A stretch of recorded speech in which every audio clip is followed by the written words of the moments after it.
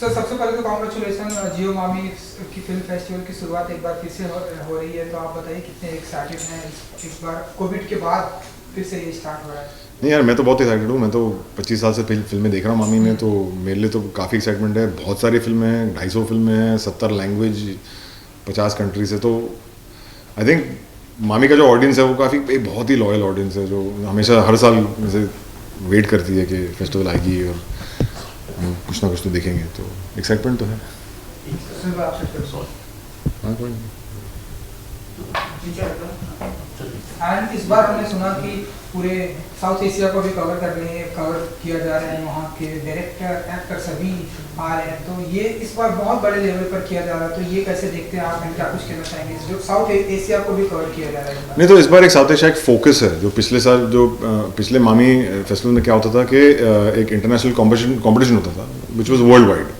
अभी वो world wide को हटा के बोल दिया कि नहीं, इस बार हम लोग सिर्फ साउथ एशिया में फोकस करेंगे, जो I think is very very good, very important. एक आइडेंटिटी देता है साउथ एशियन फिल्म मेकर्स को, साउथ एशियन फिल्मों को, जो the importance that it gives subcontinent से फिल्मों को, बट ऑल्सो उनका आइडेंटिटी जब वर्ल्ड में जब मामी है तो then MAMI becomes the festival. अच्छा, साउथ एशियन फिल्म की जो आइडेंटिटी है वहाँ पे, so I think that's very important, that's very good.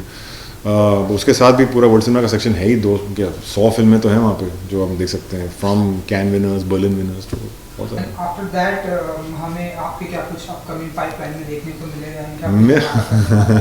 मेरी फिल्म भी है मामी में, एक डॉक्यूमेंट्री है, तो वो भी चल रही है मामी में, और आगे जाके मैं बन तो रही है। एक फिल्म आ रही है अनन्या के साथ जो कंट्रोल बनाई थी मैंने, तो वो आएगी अगले साल। 27 से स्टार्ट है, तो कुछ कहना चाहेंगे आप ऑडियंस को? ऑडियंस प्लीज़ रजिस्टर करिए, आप आके देखिए। बहुत सारी अच्छी फिल्में हैं, 250 फिल्में हैं पूरी दुनिया से। ऐसा मौका तो आपको कभी मिलेगा नहीं, तो प्लीज़ रजिस्टर करिए and come and watch the best world cinema at MAMI. Thank you. Good to see you Anupama ji. And सबसे बड़ी बात ये है जियो मामी को लेकर कि ये कोविड के बाद फिर से स्टार्ट हो रहा है, कितनी एक्साइटेड हैं आप? डायरेक्टर हैं, तो सबसे पहले तो ये बताइए कितना एक्साइटिंग मोमेंट होता है एक बार फिर से जियो मामी हमें हमारे शहर में, हमें हमारे बीच में देखने को मिलेगा?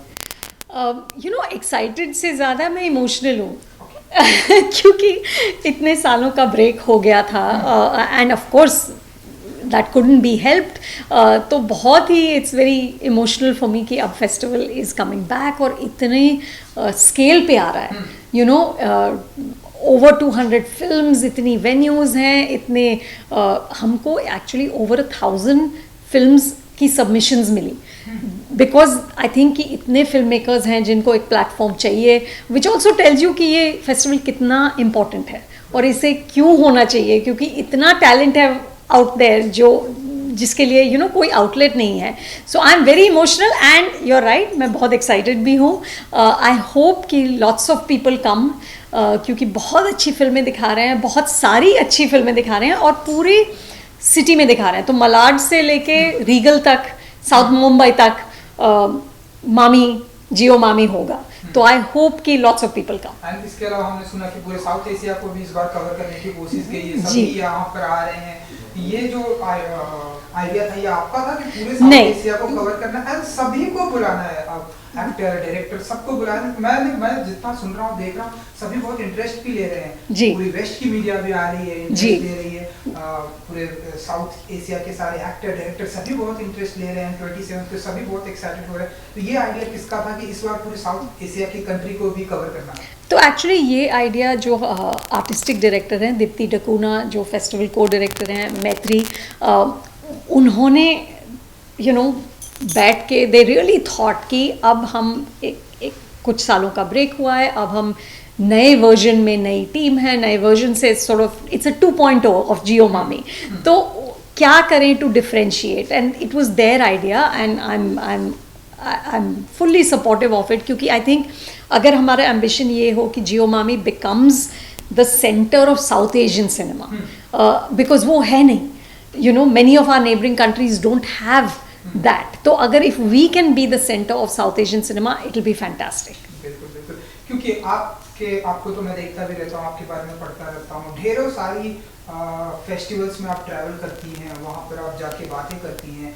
इस बार इस जियो मामी को कितना ग्लोबल बनाने की कोशिश हो रही है आप सभी की तरफ से, एंड कितना कुछ डिफरेंट होगा ये फेस्टिवल, जियो मामी फेस्टिवल?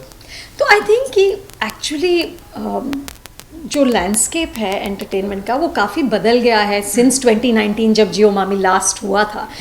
स्ट्रीमिंग इतना बड़ा हो गया है, OTT प्लेटफॉर्म्स इतने बड़े हो गए हैं, तो इन अ सेंस हमारी जो कहानियाँ हैं, हमारा जो स्टोरी टेलिंग स्टाइल है, हमारा जो नैरेटिव है, वो ग्लोबल ऑलरेडी हो गया है। Naatu Naatu last year, this year actually this year one an Oscar.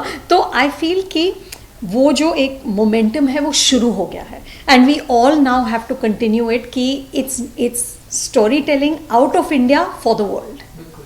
And lastly 27 को ये स्टार्ट हो रहा है, एंड आप पूरी जिम्मेदारी आपकी है, तो हम ऐसा माने कि इस बार या इस जियो मामी को वर्ल्ड लेवल पर बहुत ही स्ट्रॉन्ग बनाएंगी अनुपमा जी? फर्स्टली मैं पूरी जिम्मेदारी थैंकफुली मेरे ऊपर नहीं है बट जियो मामी की बात होती है तो अनुपमा जी से पहले बात करते हैं, उनसे एक आइडिया लेते हैं। आई थिंक ओनली क्योंकि अब ऑलमोस्ट 10 साल हो गए हैं मैं इस फेस्टिवल के साथ काम कर रही हूँ, बट बहुत अच्छी टीम है, एंड कोशिश तो वही है, we will do our best to make this a great festival, to make this a festival की that Mumbai can be proud of.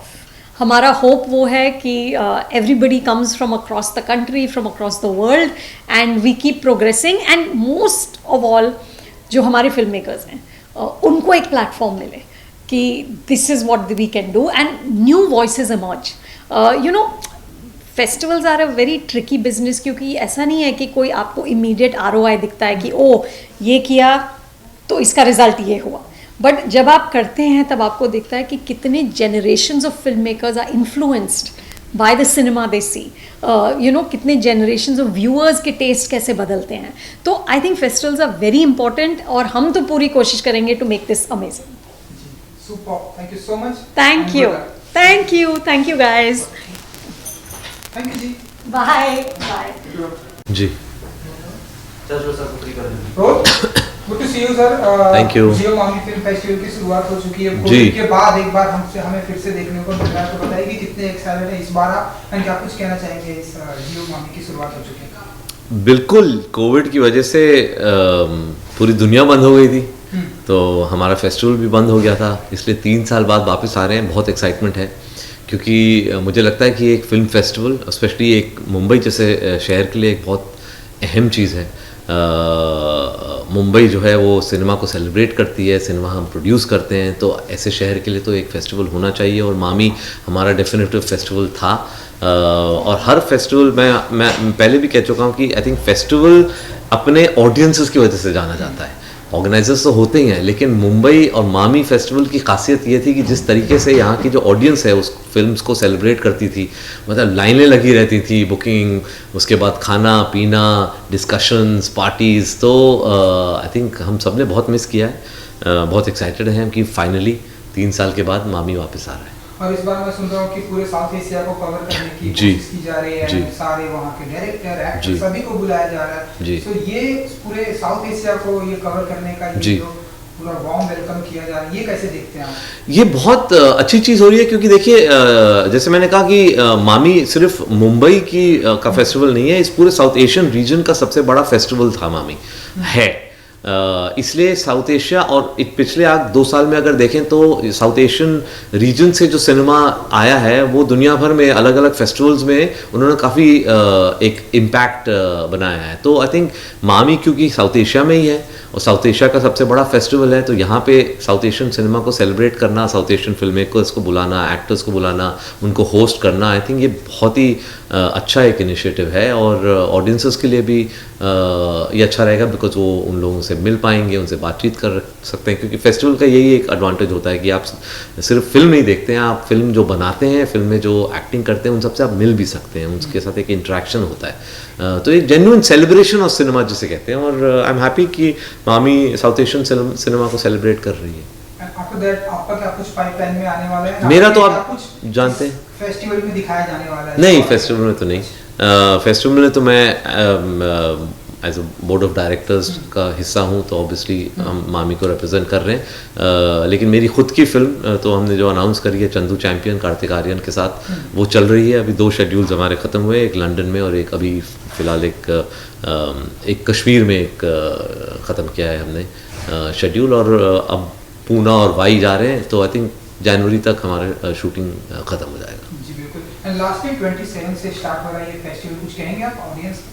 बस ऑडियंसेस को यही कहूँगा कि मामी इज़ फाइनली बैक आप लोगों के लिए, और मामी एक ऐसा फेस्टिवल है जो अपने ऑडियंसेस की वजह से जाना जाता है, क्योंकि जो ऑडियंसेस प्यार देती है, एक जो उनका पैशन होता है वो दिखाई देता है सिनेमा के लिए। तो 27 से मुझे लगता है कि I'll be lovely to see all the audiences back in the theatres celebrating cinema all over. Covid ने हमें बहुत देर तक रोका हुआ था, लेकिन I think it's about time to come back and celebrate cinema. Super, thank you so much. Thank you so much.